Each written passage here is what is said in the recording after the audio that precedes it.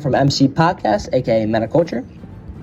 And in this episode, we're basically going to be going over the first episode of Solo Leveling.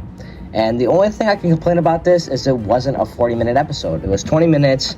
Obviously, it ended on a cliffhanger because it didn't encompass everything that's happening. And this second episode is super important in my opinion because this is going to grab a lot of people's attention just by the way it is and a lot of the scenes that happen here. And it really shows how Jinwoo can be a leader in some aspects and also be important even though he's a weak, low-level character or E-ranked character.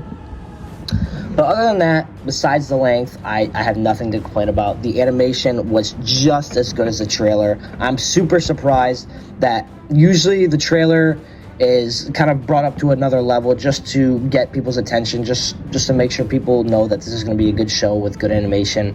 But they kept it through the first episode, which obviously they should. But it was super good. I had no complaints about the animation.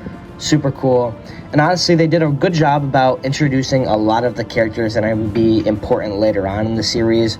They did the Jeju Island, for example, where they show some S-class heroes that are going to be important to the plot in the future.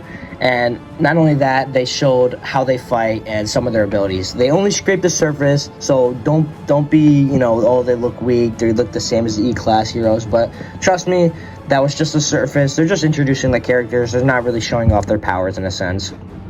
But other than that, they did a good job also on kind of the world building part where they showed the gate and how everything came to be. And the leader of the Hunter Association, which was the gray-haired guy with the scars, he basically goes over how magic stones, which is kind of the stuff they earn from killing monsters, is used in the economy. So like how they're used for certain gear, to make certain gear, to sell certain stuff. And not only that, but the dungeons produce a lot of materials that the economy uses, which has a cleaner, better environment than fossil fuels and such like that. But they're basically doing that so they could explain why the hunters risk their lives and do what they do, which I think is important because it shows their motive and why they do what they do and why they put so much into it. So I think that was an also important part. But jumping to the main point with Hunter Sung Jinwoo, he's obviously a very weak hunter, and everybody kind of makes fun of him, but he obviously has his reasons for why he does what he does. His mother is basically in the hospital and he has to pay for his medical bills or her medical bills, and I'm not going to spoil it too much because if you haven't watched it, it's just you're better off watching it and finding it out that way. But he also has to put his sister through school. His dad is currently missing, so he has no one to provide, no one to do anything for him, so he has to go out and get it himself. And I think this show does a great job in not pulling any punches, especially in some of these characters and in certain situations. There's going to be gore, there's going to be deaths, and there's a lot of enemies that don't do that.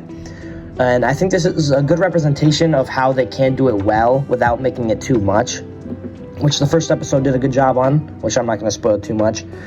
But I think this was a great translation from the webtoon to the first episode. Some things were different, but they basically highlighted the more important parts. And I think if you guys were not compelled by this first episode, this second episode is going to get you. This is going to get a lot of people. This is literally going to be everywhere. I can see it right now. There's going to be scenes. There's going to be clips. There's going to be a lot of stuff that are going to be shown on TikTok, YouTube, Instagram. Just a bunch of stuff like that, just because that's how good this next episode is. You're going to see Sung Jinwoo kind of, be the weak guy that he is, but also understand the situation and be able to adapt, unlike a lot of people that go through this situation. And you'll understand that when you watch it.